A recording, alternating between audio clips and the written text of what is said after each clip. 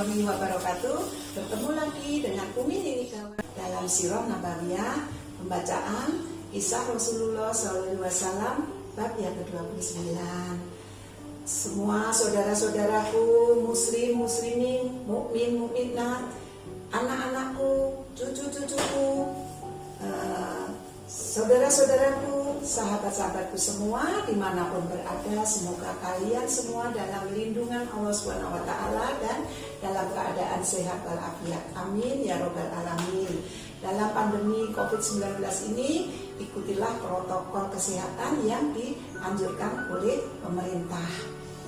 Dalam pembacaan Sirah Nabawiyah ini, saya yakin semua yang sudah membaca bukunya, yang sudah mendengarkan bacaan Umi Nini Kawan, pasti semua sudah lebih menambah keimanan dan ketakwaan untuk cinta kepada Rasul. Bukti cinta kepada Rasul apa? Bersolawatlah dimanapun, kapanpun, bersolawatlah, karena dengan solawat akan memberikan kebahagiaan dunia akhirat. Nanti di akhirat akan mendapat syafaat Rasul, akan diberi minum air Al-Kautsar oleh Rasul, masuk pintu surga juga Rasul, meniti jembatan Shiratal Mustaqim juga Rasul. Makanya jangan lupa bersalawat ya. Kita mulai untuk hari ini. Jangan lupa like, subscribe, komen, dan bagikan. Terima kasih. Allahumma sholli ala Muhammad wa ala ali Muhammad. Kaum muslimin yang masih awal, yaitu mengetahui betapa kerasnya kaum Quraisy menentang ajaran Rasulullah yang telah diperintahkan Allah itu, kaum muslim yang awal itu bernama muslimin permulaan bernama As-Sabiqunal Awalun. Itu melaksanakan ibadah sholatnya itu mereka sembunyi-sembunyi. Jadi waktunya sholat mereka pergi ke celah-celah gunung untuk menjalankan ibadah sholat. Keadaan ini berlangsung selama 3 tahun berturut-turut. Sementara itu sedikit demi sedikit Islam semakin meluas. Firman Allah yang turun satu demi satu semakin memperkuat keyakinan kaum muslimin. Ada satu hal yang membuat dakwah Islam berkembang menjadi pesat, yaitu karena keteladanan Rasulullah SAW yang selalu beliau itu mencontohkan dengan sangat baik. Ya, beliau adalah orang yang penuh bakti dan penuh kasih sayang. Beliau juga sangat rendah hati, sekaligus gagah berani. Tutur kata beliau lembut dan selalu berlaku adil. Hak setiap orang pasti ditunaikan sebagaimana mestinya. Perlakuan Rasulullah SAW terhadap orang-orang yang lemah, yatim piatu, fakir miskin, orang yang sengsara, orang yang menderita, itu adalah perlakuannya penuh dengan kasih, lembut, sayang. Itulah Rasulullah, sehingga perkembangan muslim sangat pesat. Pada malam hari beliau tidak cepat tidur, namun selalu bertahajud dan membacakan wahyu yang disampaikan Allah padanya. Beliau juga selalu merenung tentang nasib umatnya yang begitu masih sulit untuk diajak ke jalan yang benar. Beliau juga merenung betapa luar biasanya penciptaan langit, bumi, bintang, bulan, matahari, dan segala isi yang ada di seluruh langit dan bumi ini. Seluruh permohonannya dihadapkan kepada Allah. Hal-hal seperti itu membuat orang-orang yang sudah beriman semakin bertambah cintanya kepada Islam dan semakin kukuh keimanannya. Mereka sudah berketetapan artinya untuk meninggalkan sesembahan nenek moyangnya yang berbentuk berhala-berhala yaitu Hubal, Uzza, dan Lata. Tinggalkan ya, karena dia sudah yakin dengan ajaran Rasulullah SAW. Dan mereka tidak takut apabila disiksa oleh orang-orang kafir yang membencinya. Kalau orang lain telah Rasulullah dakwahi, tapi bagaimana dengan keluarganya beliau sendiri?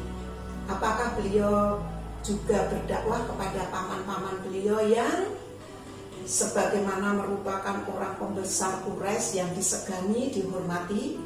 Apa yang mereka lakukan ketika mereka tahu bahwa Rasulullah SAW mengajak meninggalkan sesembahannya, yaitu berhala yang telah begitu lama diwariskan oleh nenek moyangnya? Bagaimana reaksi para keluarga dekat Rasulullah, yaitu paman-pamannya sebagai pembesar yang disegani di Quraisy? Akhirnya Rasulullah mengundang kerabatnya tadi dengan jamuan makan untuk para kerabatnya. Tidak ada yang lebih dicintai Rasulullah SAW daripada kaum kerabatnya sendiri. Setelah 3 tahun turunlah firman Allah yang memerintahkan agar Rasulullah SAW itu berdakwah kepada kerabatnya, yaitu Allah berfirman menurunkan surat Asy-Syu'ara, yaitu surat 26 ayat 214 sampai dengan ayat 217. Umi ini bacakan ya. Dan berilah peringatan kepada kerabat-kerabat yang terdekat, ya. Saya bacakan lebih dahulu surat Asy-Syu'ara surat 26 ayat 214. A'udzu billahi minasyaitonir rajim. Bismillahirrahmanirrahim. Wa anzir ashirataka aqrabin. Dan berilah peringatan kepada kerabat-kerabatmu yang terdekat.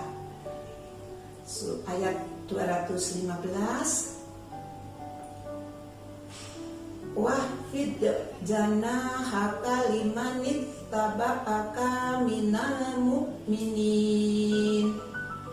Dan rendahkanlah dirimu terhadap orang-orang yang mengikutimu, yaitu orang-orang yang beriman. Selanjutnya surat 16.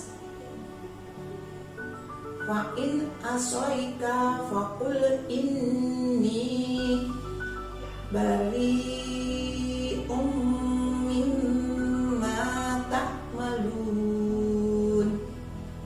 Jika mereka mendurhakaimu, maka katakanlah, sesungguhnya aku tidak bertanggung jawab terhadap apa yang kamu kerjakan. Selanjutnya surat ayat 217. Wa tawakkal 'alal azizir rahim. Dan bertawakallah kepada Allah Subhanahu wa taala yang Maha Perkasa lagi Maha Penyayang.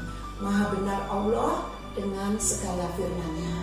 Rasulullah SAW mengundang kerabatnya makan, keluarga besar beliau untuk makan, dan mereka pun semua pada datang. Baginda Muhammad memberikan tamu-tamu yang datang tadi adalah paman-paman beliau yang kafir, yaitu pembesar-pembesar Quraisy yang disegani, dengan datang ke rumah baginda Rasulullah pada berkata, Muhammad, kasihlah aku minuman arak. Seru seorang paman beliau yang bernama Zubair. Jadi Abu Zubair minta arak pada Rasulullah. Namun Rasulullah SAW hanya menyuguhkan susu. Setelah mereka makan, Rasulullah SAW berdiri dan berkata, saya tidak melihat ada seorang manusia di kalangan Arab yang dapat membawa sesuatu ke tengah-tengah masyarakat lebih baik dari yang saya bawakan kepada kamu sekalian ini. Kubawakan kepada kamu dunia dan akhirat yang terbaik. Allah telah menyuruhku mengajak kamu sekalian, siapa di antara kamu yang mau mendukungku? Setelah selesai sesaat terpesona, semua orang-orang menggerutu. Jadi pertama Rasul waktu bersabda pada terpesona, namun hanya sesaat. Setelah itu pada menggerutu dan bangkit hendak pulang. Namun mereka kembali terperangah ketika Ali bin Abu Thalib yang masih remaja, sudah remaja kan waktu diajak makan karena sudah 3 tahun, bangkit seraya berseru lantang, Rasulullah, saya akan membantumu. Saya adalah lawan siapa saja yang menentangmu. Rasulullah SAW menepuk bahu Ali bin Abu Thalib sambil berkata kepada yang lain, inilah saudara saya, sepupu saya, anak paman saya. Hadirin pengganti saya telah ikuti dan patuhilah dia. Sabda Rasulullah seperti itu. Mendadak hadirin tertawa meledak-ledak dan seseorang berkata kepada Abu Thalib, ia memerintahkan engkau supaya mendengar dari dan mematuhi anakmu sendiri. Jadi mengejek kepada Abu Thalib. Kemudian semua orang bubar begitu saja. Tidak seorang pun di antara mereka, para undangan yang tertawa terbahak-bahak itu tadi, menyadari bahwa di antara mereka akan ditebas Allah. Memang akan ditebas Ali. Memang Ali bersungguh-sungguh membantu Rasulullah SAW dengan kata-katanya itu.